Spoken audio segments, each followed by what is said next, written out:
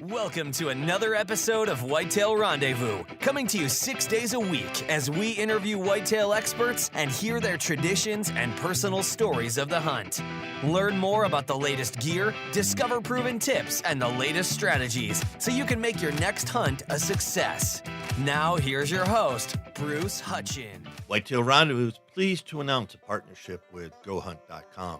Who's GoHunt.com? Well, if you're a DIY hunter, you need the information at GoHunt.com/insider. Why? Because it provides 4,200 profiles, every unit, every species, and every season. Furthermore, they give in-depth analysis, interactive maps, unit access, and seasonal trends. Draw odds are very important, and they give you the most accurate information in the business. All this is available when you go to GoHunt.com/insider. Make sure you use promo code WR when you join Insider. You'll get a $50 gift card for GoHunt.com Gear Shop. Remember, when you become a member of GoHunt.com/insider, you're going to get a $50 gift card to Go Hunt Gear Shop. What's in the gear shop? The best gear that you can buy for hunting the West. All in all, if you're hunting out West in 2018, GoHunt.com/insider is where you need to be to get all the research information. When you use promo code WR, Whitetail Rendezvous receives a small commission from GoHunt.com. Hi, folks. Bruce back here with John O'Brien, Gandpa Ray Outdoors, and do it right the first time. I've done it right the wrong way a number of times with my food plot forays. I live in Colorado. The land that I hunt is in Wisconsin, so you know how often I don't get back there.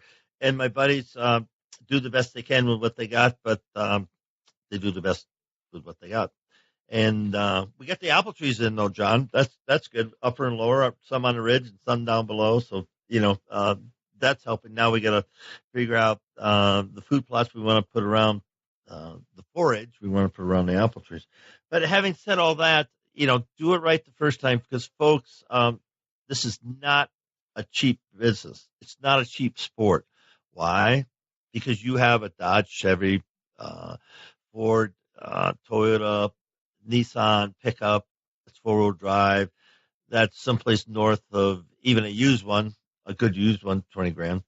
Then you get your guns and your bows and all the accessories to that. That's another $10,000 if you throw it all in your clothes. And then you got stands because we don't have just one set. We're doing double sets because we're filming. And that's another $5,000 to $10,000. Have I hit $100,000 yet? Nah, but everybody listening to my voice has over $10,000 invested in just whitetail hunting. Forget the other species. So do it right the first time, especially with food plots, because it's going to suck money out of it because you're going to get pissed off because you put it in, something happens, it doesn't grow. You call John up and say, well, I did this isn't this. Well, what about this? Well, I didn't think of that. Okay. So you can be mad at John and go down the street and buy somebody else's seed, but you got to do it right the first time. And it begins with the land management plan, the planning of your property. How are you going to do it? Why are you going to do it? When you're going to do it? And all that comes down to each and every one of you figuring out with an advisor, with a consultant, even if you only do a consultant once. Hey, folks, we got a new sponsor. It's called Buckwild Coffee. What's so special about Buckwild Coffee? Well, a gazillion people go to Starbucks every day and drink coffee. Well, why shouldn't Buckwild Coffee offer you light, medium, or dark roast with free shipping? All you have to do is go to whitetailrendezvous.com, go to shop, and order your coffee, and I'll ship it out for free. Hey, thanks so much for visiting Buckwild Coffee. The best brew in the West, the best brew around the campfire, the best brew in the hunting shack, the best brew anywhere. Buckwild Coffee. Get yours today. With me, I'll come back on this. Hi, folks. It's the second segment with John O'Brien of Gandpa Ray Outdoors. And John and I are talking about do it right the first time. And what happens to us all, and I'm guilty as anybody, I go, I get all excited, and we get the plan in place, and then we go to work, and we forget something. We forget one component. It could be any number of the components. The first thing that we never want to forget is, of course, do the soil test. But after that, it becomes a slippery slope sometimes. And others of you out there, I mean, you could build a food plot in downtown Manhattan without water and without dirt, and it would still grow. Well, there's dirt on the street anyway, so it's got that. So you know what I mean. But most of it, it's a struggle. So why do we need to do it right the first time, John? Well, when I talk to people that are brand new, and even for those that are very experienced, I ask a list of a lot of questions. The more questions I ask, the better I can give for recommendation. Problem that we see so often is you get guys that are like, "Well, my buddy didn't take a soil test, and he had a great food plot this year." He might have. He might have a great food plot next year. But if you don't fertilize right, you don't maintain your pH. Eventually, it could be 2 years, could be 5 years. At some point in time, your soil will be mined, and then you could have a total failure. You have a year with a total failure. You spent money on the rifle, the shells, all these inputs, and then all of a sudden there's no deer on your property because you don't have an effective growing food plot. Best laid plans of mice and men. So we want to plan, not just short term. So many people want to just buy that mix that their buddy told you to buy. The celebrity, the hunting show, whatever reason, but it might be a great mix on your buddy's land, but it might be a terrible thing to plant on yours. So every situation is different. Whether you're asking me, hey, help you, and I ask you questions and you answer them to give you some time to think and reflect, or even if it's, you don't get a hold of a guy like me, sit down, put on paper what's your goals, what are you trying to accomplish, how are you going to get there, what's your current strengths. What do you think your weakness is? Let's improve our strengths and let's do way better on these weaknesses. Formulate a plan before hard charging and just get ground cover, get something to grow. Could be good this year, could be a total failure. And again, just like sighting in that rifle. You want to go hunting? Sure. Do you sight in your gun? You better. Same thing. We want to sight in our food plots to not just have average, to reduce our risk, to be as effective as we can. That's what I want people to think about.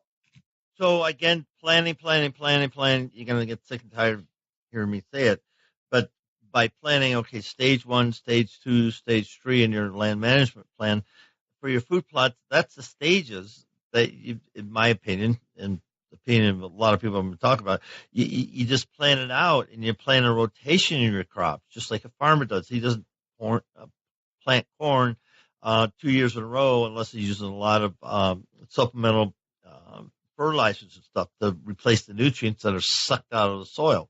So, you have to do the same thing. Plus your deer change. You got to see what happens. If your neighbors change things up, you better know exactly what impact that is going to have on your deer. And the more I get into this, people say, well, gee, it sounds like work. Well, it sort of kind of is to become a student, but the people do it right. It's not work because they get some nice bucks. They get some nice does. They get a healthy deer herd on their property year after year after year. And that's sort of what my goal is on the farm that I hunt. Every year we have good deer. Are we going to have monster bucks? No, we might never have monster bucks. But we're going to have good bucks, mature bucks, 3.5, 4.5-year-old bucks through a process. And it's a learning process. So by doing it right the first time, what about equipment, John? When they go out and go, Brilliant Manufacturing wants X for this new, cultivator. We're not cultivating, or maybe we are. Folks, I'm not a farmer. But anyway, they want X for new connection to your ATV. Forget about tractors. You can do almost everything with an ATV, as we see today. So, John, help me out here. Besides the seed, what the heck else do we need?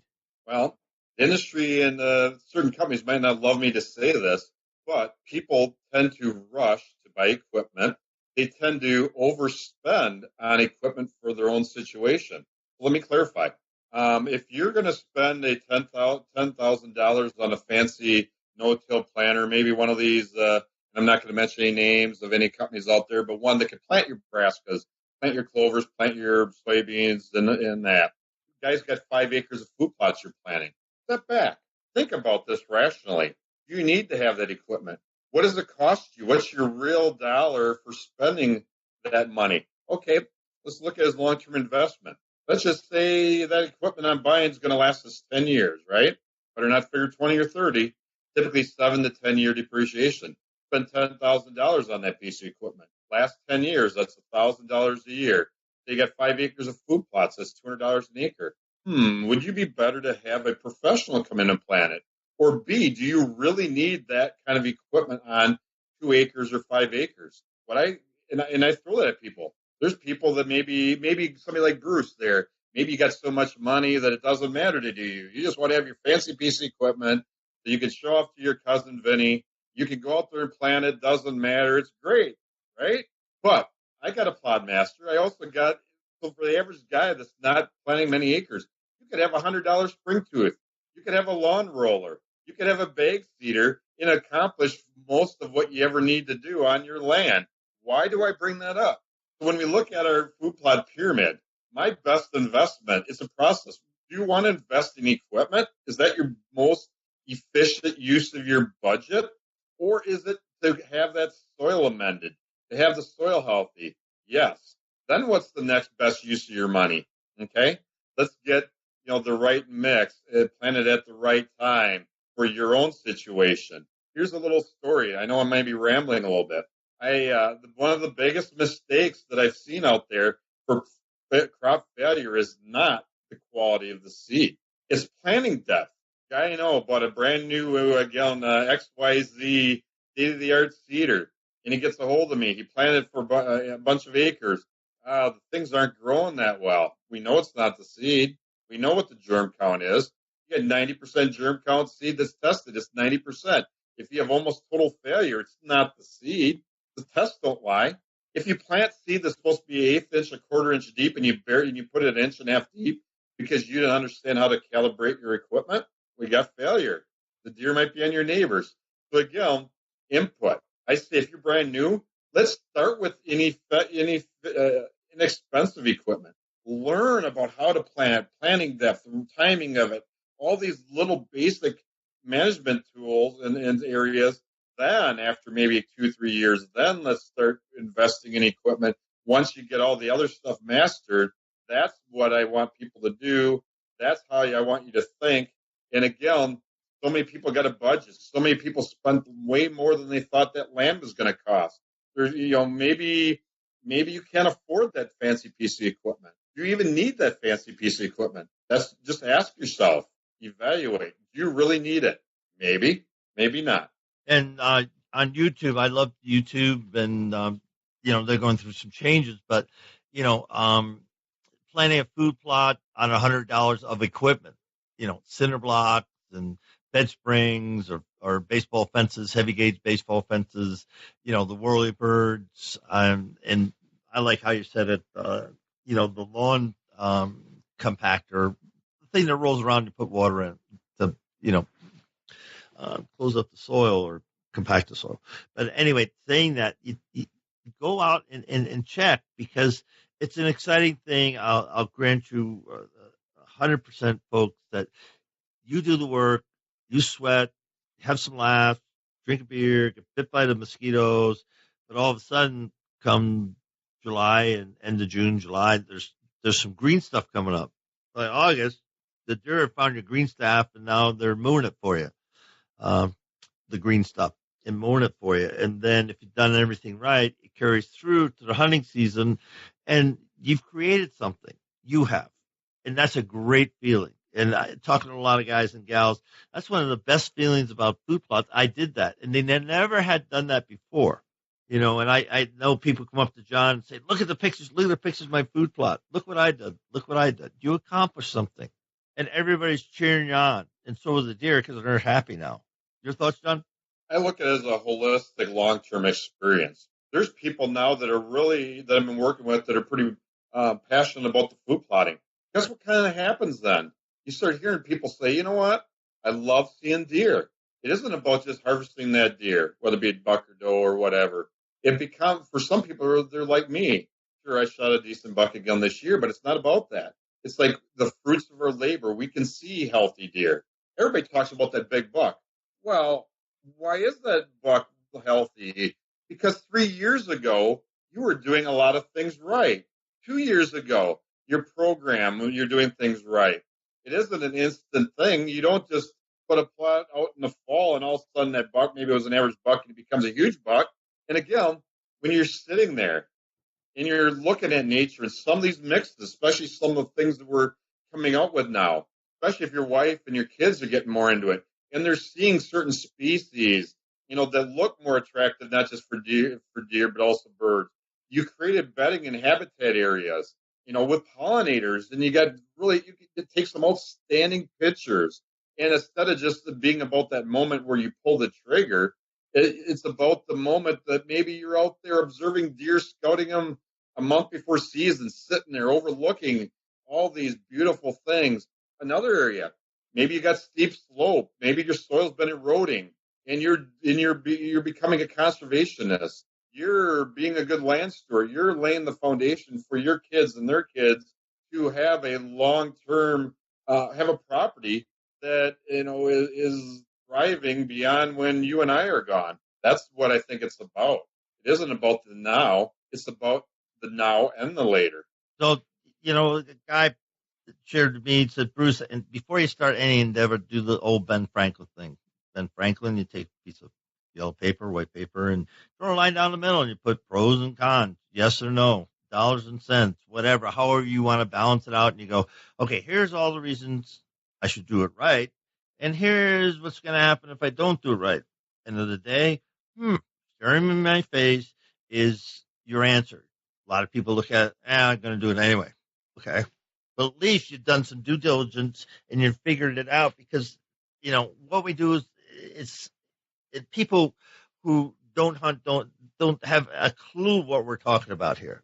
Because, we talked maybe in 9 hours, we talked less than a minute about shooting deer, killing deer, harvesting deer, eating deer. All the rest is putting into our ground, developing our ground, developing our herd, being a conservationist. And folks, think about this. By next time you have a conversation with somebody that, well, I don't know why you hunt. Well, let me tell you why. Conservation, I'm helping with soil erosion. I'm helping with wind erosion. I'm helping with pollination. I'm helping do all these things. Well, that doesn't sound like hunting. Well, it is. So with that, we're going to wrap up. Do it right the first time. And we got one more segment. Then John's going to get off to his booth at the Madison, Wisconsin Deer and Turkey Expo.